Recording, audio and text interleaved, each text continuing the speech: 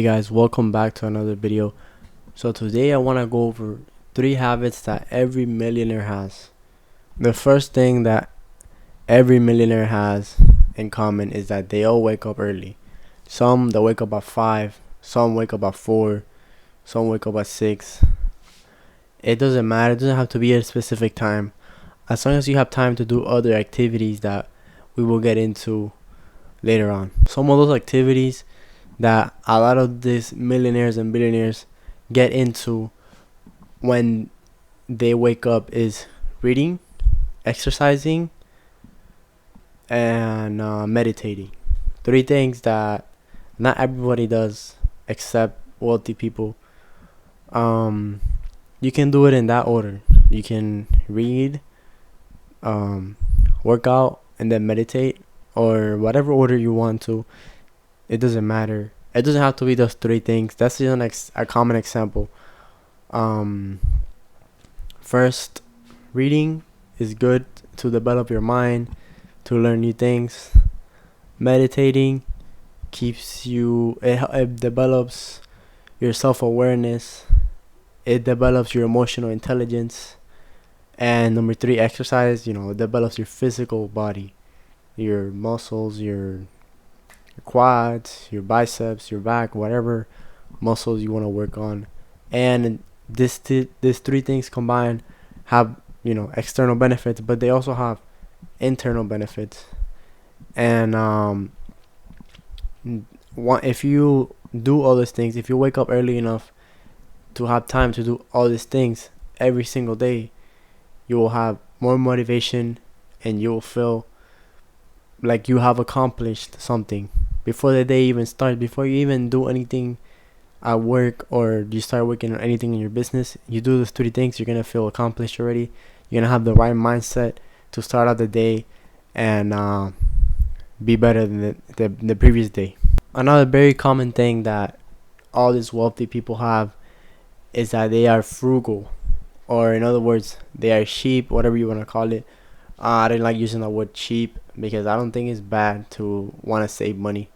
So, and the word cheap is used in like a negative connotation. So I rather use the word frugal. Yeah, these people, they are very frugal. If they could save money in eating out and eating at home, that's what they're gonna do. If instead of going out every weekend and spending money in a movie theater or whatever, they'll just watch a movie at home.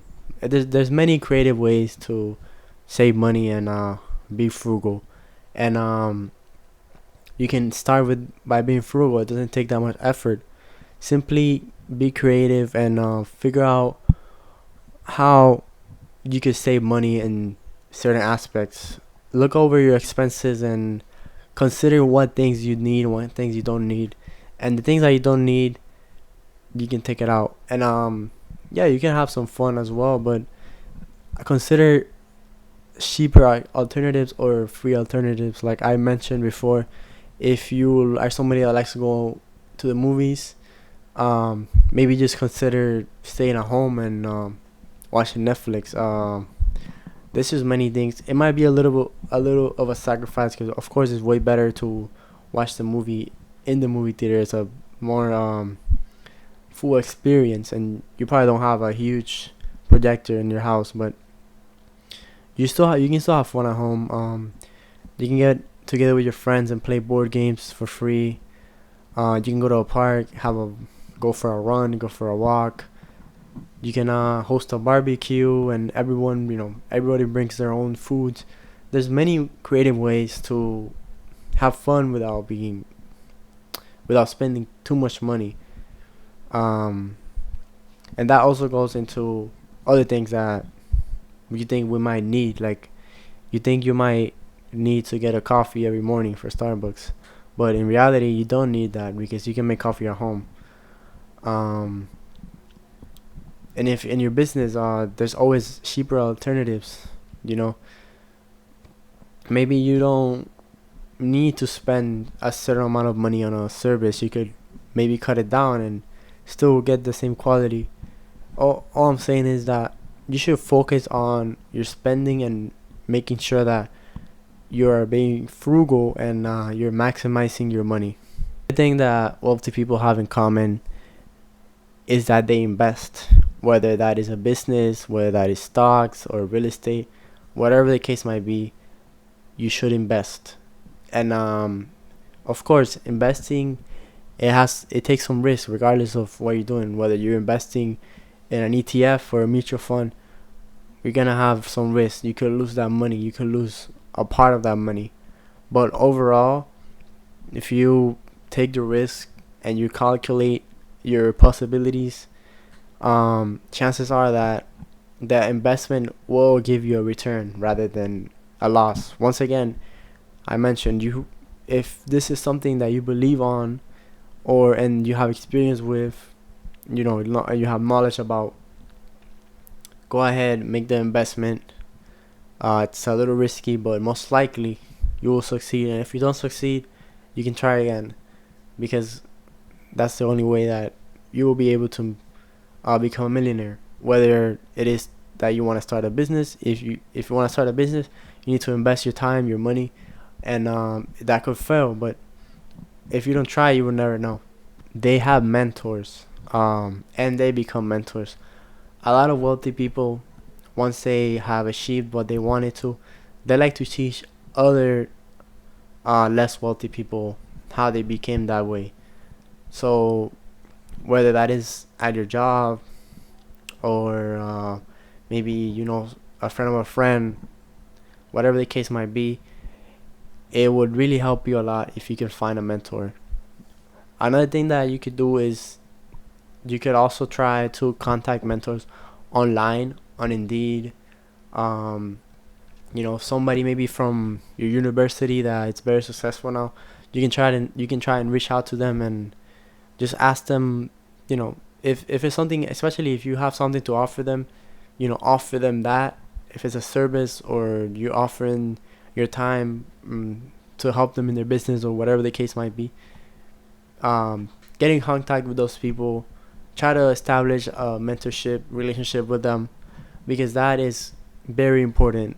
Me personally, I have had many mentors throughout my life. Although I'm very young, um, I met a mentor 2 3 years ago.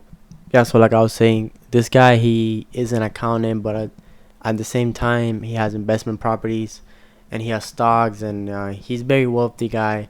So at first I was just helping him out. I was a bookkeeper for him, doing everything I could, and knowing that he was wealthy, I would ask him questions about real estate, about accounting, about how he started, how he made his first million, all those things.